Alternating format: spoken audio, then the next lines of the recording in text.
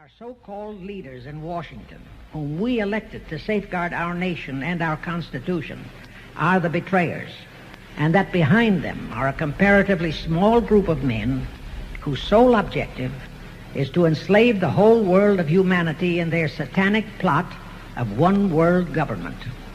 This satanic plot was launched back in the 1760s when it first came into existence under the name of the Illuminati.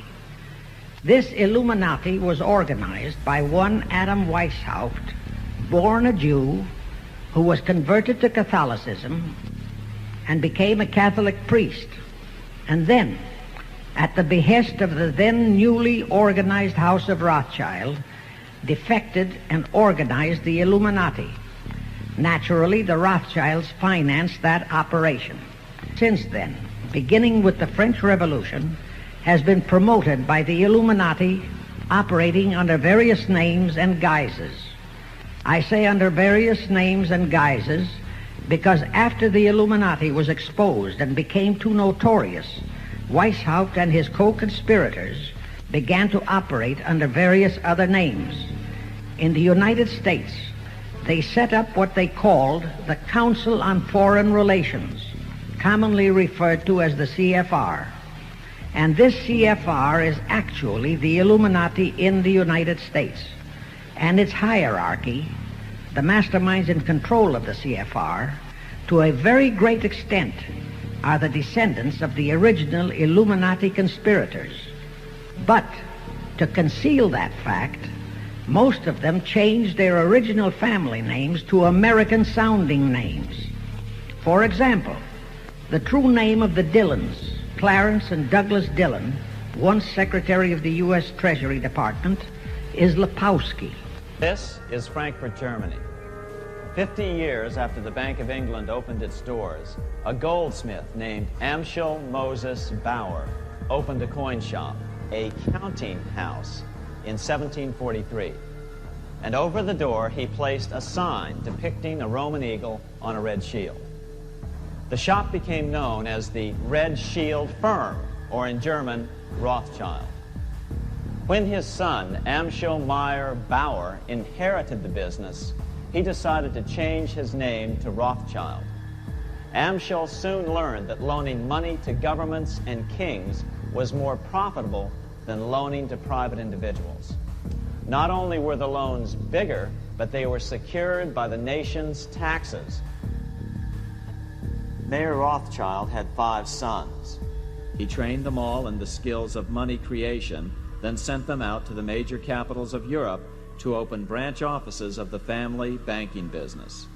His first son, Amschel Meyer, stayed in Frankfurt to mind the hometown bank. His second son, Solomon, was sent to Vienna. His third son, Nathan, was clearly the most clever. He was sent to London at age 21 in 1798, 100 years after the founding of the Bank of England. His fourth son, Karl, went to Naples, and his fifth son, Jacob, went to Paris. In 1785, Mayer Amschel moved his entire family to this larger house, a 5-story dwelling he shared with the Schiff family. This house was known as the Green Shield. The Rothschilds and the Schiffs would play a central role in the rest of European financial history and in that of the United States. The Rothschilds broke into dealings with European royalty here at Wilhelmshof, the palace of the wealthiest man in Germany, in fact, the wealthiest monarch in all Europe, Prince William of Hesse-Kassel. At first, the Rothschilds were only helping William speculate in precious coins. But when Napoleon chased Prince William into exile, he sent 550,000 pounds, a gigantic sum at that time, to Nathan Rothschild in London with instructions for him to buy consols, British government bonds, also called government stock. But Rothschild used the money for his own purposes. With Napoleon on the loose, the opportunities of vestments were nearly limitless. William returned here sometime prior to the Battle of Waterloo in 1815. he summoned Rothschild and demanded his money back. The Rothschilds returned William's money with the interest the British consuls would have paid him had the investment actually been made. But the Rothschilds kept all the past profits they had made using William's money. Nathan Rothschild later bragged that in the 17 years he'd been in England, he'd increased his original 20,000 pound stake given to him by his father by 2,500 times. By cooperating within the family, the Rothschilds soon grew unbelievably wealthy. By the mid-1800s, they dominated all European banking and were certainly the wealthiest family in the world. They financed Cecil Rhodes, making it possible for him to establish a monopoly over the diamond and gold fields of South Africa. In America, they financed the Harrimans and railroads, the Vanderbilts and railroads and the press, and Carnegie in the steel industry, among many others. In fact, J.P. Morgan was thought to be the richest man in America. But after his death, it was discovered that he was actually only a lieutenant of the Rothschilds. Once Morgan's will was made public, it was discovered that he owned only 19% of J.P. Morgan companies. By 1850, James Rothschild, the heir of the French branch of the family, was said to be worth 600 million French francs, 150 million more than all the other bankers in France put together. He built this mansion called Ferrier, just east of Paris.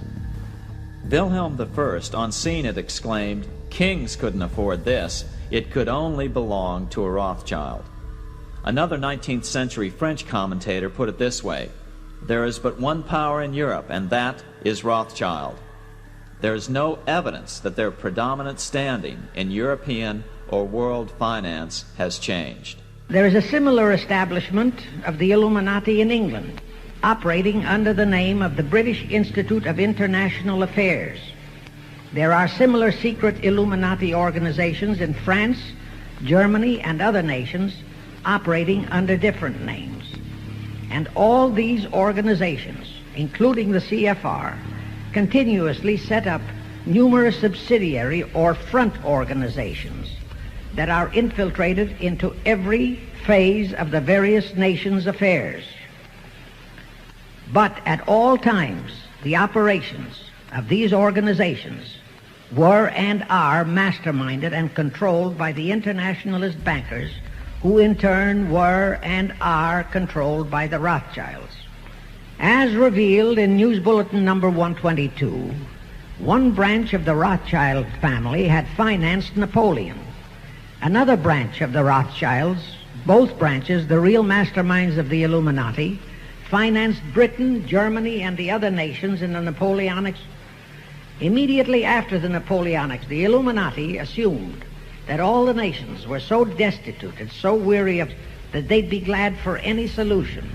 So the Rothschild stooges set up what they called the Congress in Vienna, and at that meeting they tried to create the first League of Nations, their first attempted one world government, on the theory that all the crowned heads of the European governments were so deeply in debt to them that they would willingly or unwillingly serve as their stooges. But the Tsar of Russia caught the stench of the plot and completely torpedoed it.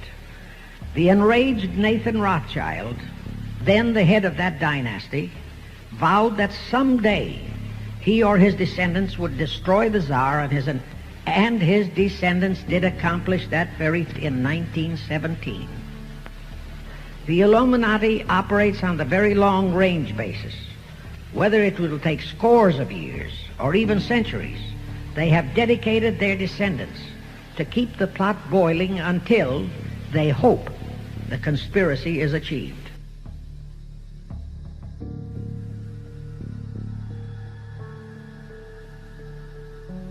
Number one, use monetary and bribery to obtain control of men already in high places in the various levels of all governments and other fields of endeavor.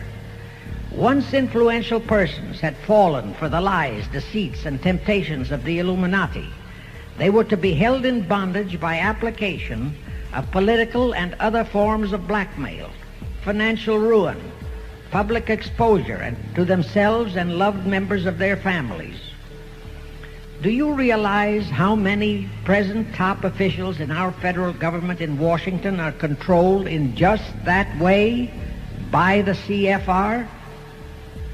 Number two, Illuminati on the faculties of colleges and universities were to cultivate students possessing exceptional mental ability, belonging to well-bred families with international leanings, and recommend them for special training in internationalism. Such training was to be provided by granting scholarships to those selected by the Illuminists. That gives you an idea what a Rhodes Scholarship means. It means indoctrination into accepting the idea that only a one-world government can put an end. That's how the United Nations was sold to the American people.